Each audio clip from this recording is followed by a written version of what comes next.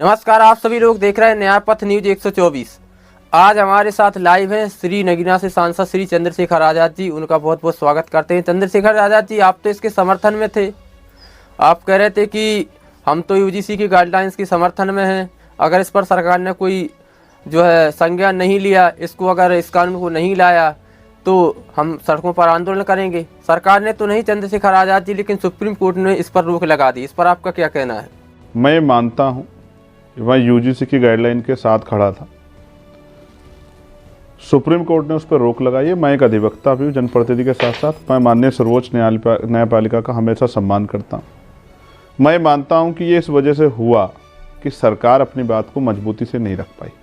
सरकार ने कमज़ोरों के पक्ष को मजबूती से नहीं रखा। सरकार के कमज़ोर पक्ष के कारण माननीय सर्वोच्च न्यायपालिका में जिस तरह के फैक्ट में उन्होंने कमी रखी, उसकी वजह से माननीय सर्वोच्च न्यायालय इस पर रोक लगा दी, दूसरी सुनवाई की डेट दे दी है। चंद्रशेखर जी, आप कह रहे हैं कि सुप्रीम कोर्ट के न्याय से तो आप सहमत हैं, लेकिन मैं आपको बता दूं कि इसमें गलती किसकी है फिर? चंद्रशेखर जी, गलती किसकी है इसमें? आप कह रहे हैं कि सुप्रीम कोर्ट के फैसले से मैं सहमत हूं, लेकिन फिर आप दूसरी तरफ सरकार को भी थोप रहे हैं। तो इसमें सारी गलती इसमें किसकी गलती है?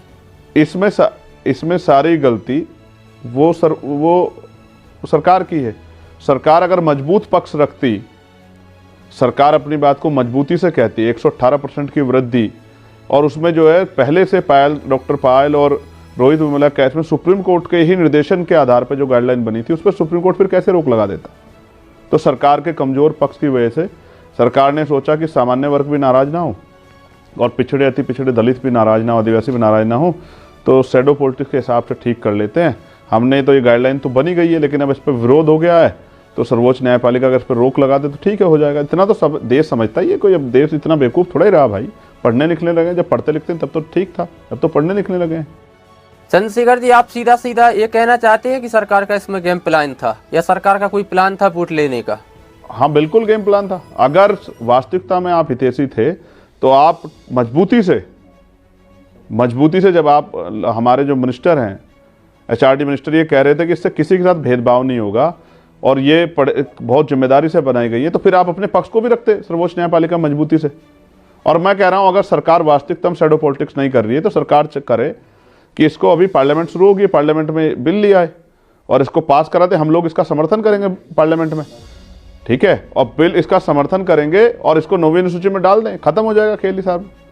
इतना तो पॉलिटिक्स हम लोग समझते ही हैं कि कौन सी चीज़ सरकार के हित में कौन सी कर सकती है, कि हम नहीं समझते, देश समझता है इस बात को। चंद्रशेखर जी, आप सरकार पर तो आरोप लगा रहे हैं, लेकिन सुप्रीम कोर्ट का भी ये मानना है कि इसमें जातिवाद ज़्यादा हो सकता है, या लोग एक दूसरे में दंगा भी होगा और एक दूसरे के खिलाफ भी एक दूसरे लोग हो जाएंगे। इस तरीके से तो देश का बंटवारा हो जाएगा, या देश के लोग ही देश के लोगों पर षड्यंत्र करने लगेंगे। तो यूजीसी की गाइडलाइन सरकार ने बनाई, तो इसका मतलब भारत सरकार यानी कि मोदी जी की सरकार देश को बांटने का काम कर रही। एक बात बहुत अच्छी बात है। दूसरी बात, आप कह रहे हैं कि सुप्रीम कोर्ट का ये मानना है, तो भाई मैं ये कह रहा हूँ, जितनी त्वरित सुनवाई इस मामले में हुई है, मैं प्रशंसा करता हूँ माननीय सर्वोच्च न्यायपालिका की, लेकिन 69 शिक्षक भर्ती का मामला भी 1 साल से पेंडिंग है। तो माननीय सर्वोच्च न्यायपालिका दलित पिछड़ों की तरफ भी देख रहे हैं, जहाँ 20,000 पदों पर घोटाला हुआ है, और मध्य प्रदेश में 27% आरक्षण के लिए इसके हर साल आंदोलन होता है, और वहाँ की सरकार ने भी कर दिया था, लेकिन फिर रोक लगी हुई। उसको भी एक बार कृपया देख लें माननीय सर्वोच्च न्यायपालिका, तो बड़ी मेहरबानी हो जाएगी। चंद्रशेखर जी, तो आप सीधा सीधा आरोप सुप्रीम कोर्ट पर लगा रहे हैं, सुप्रीम कोर्ट ने ये गलत किया है। मैं माननीय सर्वोच्च न्यायपालिका के ऊपर कोई सवाल नहीं खड़ा कर रहा हूँ। मैं मानता हूँ अच्छी बात है, उनके ऊपर जिम्मेदारी है उनके ऊपर कि वो देश ना बंटने दें, लेकिन अगर सरकार बांटने का काम कर रही है तो उनकी जिम्मेदारी है कि वो सरकार को संभालें, सरकार पर निगरानी करें। लेकिन जितनी त्वरितता इस बार दिखाई गई है, वो दलित पिछड़ों के जब अधिकारों के मामले जाते हैं, वो उस पर क्यों नहीं दिखाई जाती? क्यों वो 1-1 साल से पेंडिंग पड़े हुए? ये बड़ा सवाल हम लोगों के मन में शंका पैदा कर देता है। और रही बात इस बात की कि भाई इससे जो है बट जाएगा, तो मैं मानता हूँ अभी इस देश में हिंदू राष्ट्र का नारा लग रहा था। हाँ, वो बाबा बागेश्वर वाली लगा रहे थे, हिंदू भाई, जात पात की करो भाई। लेकिन जैसे ही पिछड़े वर्ग के, पिछड़े और दलित और आदिवासियों को संरक्षण के लिए एक कानून बना, एक गाइडलाइन बनी, जिस पे अभी तक कोई एक प्रैक्टिकल केसेज नहीं आया है, जो अभी तक जो है पूर्ण रूप से, जिसमें अभी समता समिति भी नहीं बनी है, वो लागू भी नहीं हुई अभी तक, ठीक है, वो गजट बन गया है लेकिन वो अभी तक उसका कहीं जो है कोई प्रैक्टिकल नहीं हुआ है, उस पर सुप्रीम कोर्ट की चिंता मैं लाजमी समझता हूँ। लेकिन ये चिंताएं जो हैं, जिस तरह से 118% की वृद्धि हुई और जिस तरह से एनसीआरबी का डेटा कहता है महिलाओं के मामले में, दलितों, पिछड़ों, आदिवासियों के मामले में, जिस तरह से बाबा साहब अम्बेडकर को संविधान निर्माता नहीं, इस बात के साथ आंदोलन चला जाता, उनकी तस्वीरें जलाई जाती, ऐसे मामलों में भी सर्वोच्च न्यायपालिका अगर त्वरित संज्ञान ले ले कमजोरों के मामले, तो हमारे दिल में भी ठंडक पड़ जाए थोड़ी सी। चंद्रशेखर जी, सुप्रीम कोर्ट तो कह रहा है कि हम सब हिंदू भाई भाई हैं और हम सब भारतीय हैं। कौन ना कर रहा है? हर भारतीय भाई भाई है, लेकिन जब भारतीय समाज में जिस तरह का भेदभाव है, मैं मानता सुप्रीम कोर्ट, अगर सुप्रीम कोर्ट को चिंता है देश की अखंडता की, तो सुप्रीम कोर्ट ऑर्डर करे ना कि जातिहीन समाज बनेगा। सरकार की जिम्मेदारी होगी कि वो इसी सेशन में जातिहीन समाज बना के दिखाएंगे, जातियों के आधार पे जो है जो भेदभाव, ऊंच नीच की भाव, उसको खत्म करेंगी।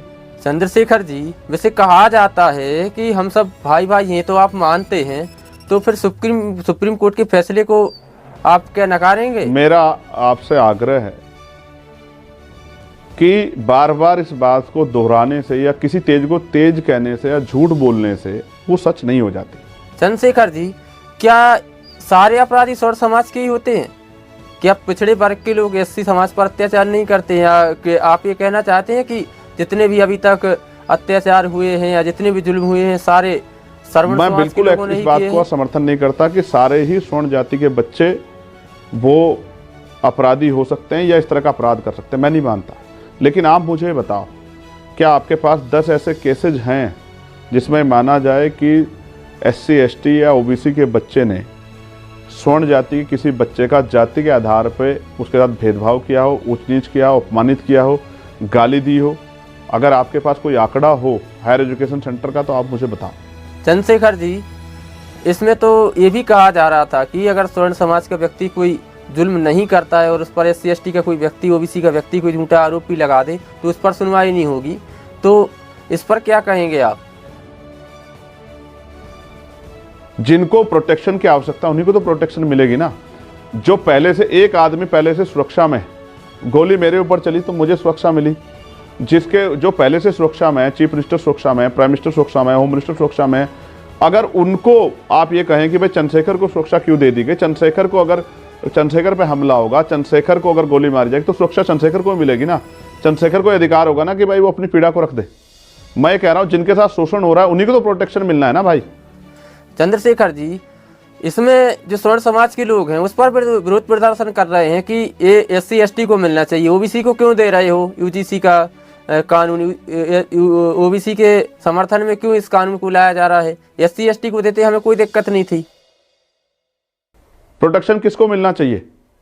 जिसके साथ शोषण हो रहा है या उसको जो शोषण कर रहा है?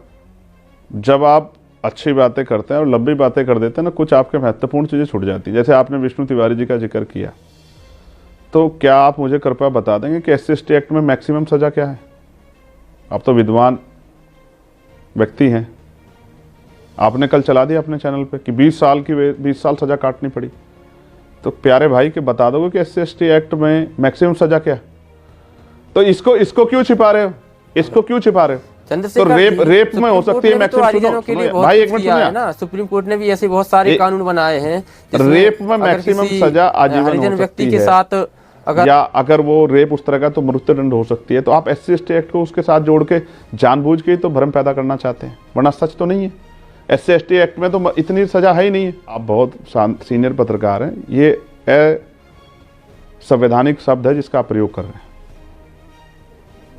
हरिजन वर्ड असंवैधानिक, सुप्रीम कोर्ट ने यह संवैधानिक घोषित किया है। कृपया आप अपने शब्दों में सुधार कर लें भाई, इससे बहुत सारे लोगों के मनों को पीड़ा पहुंचेगी। मैं आपसे कह रहा हूं ना, मैं फिर कह रहा हूं, आप SC ST एक्ट कह दो ना, आप हरिजन एक्ट कह रहे हो, आप पत्रकार हो के मैं कह रहा हूं कई बार ऐसा होता है कि आप नहीं जानते कि इसकी वजह से आप कोई अपराध कर दे रहे हैं, आपको कई बार नहीं पता होता है। मैं आपके भावनाओं पे नहीं जा रहा हूं कि आप यहाँ बैठ के इतने बड़े चैनल पे बैठ के कुछ गलत बोल सकते हैं, लेकिन कई बार अनजाने में हमसे हो जाता है, लेकिन वो अपराध होता है और अपराध के खिलाफ फिर पनिशमेंट का भी कानून बना है। मैं बहुत जिम्मेदारी से कह रहा हूँ, अगर किसी कानून का कोई ऐसा कानून बताइए जिसके में फॉल्स केस। शेखर जी, इस कानून का वैसे गलत इस्तेमाल भी तो हो सकता है ना? कुछ लोग इस कानून का मिसयूज भी तो कर रहे हैं ना। ऐसे तो बहुत सारे कानून लागू हैं, लेकिन फिर भी SC ST OBC के लोगों पर अत्याचार हो रहे हैं। इस पर क्या कहेंगे आप? है इसलिए आपसे ये बात कह रहा हूँ, प्रावधान इसलिए बनाए जाते हैं मिसयूज के लिए नहीं। कोई अगर कानून बनेगा, अब आपको आप सुन लो, CBI का कन्वेंशन रेट 75%। किसी तरीके से चंद्रशेखर जी से हमारा संपर्क कट गया है, तो चंद्रशेखर जी बहुत बहुत धन्यवाद, आपने इतना समय निकाल करके हमें समय दिया, इसके लिए आपका बहुत बहुत धन्यवाद। देखते रहिए न्याय पथ न्यूज़ 124।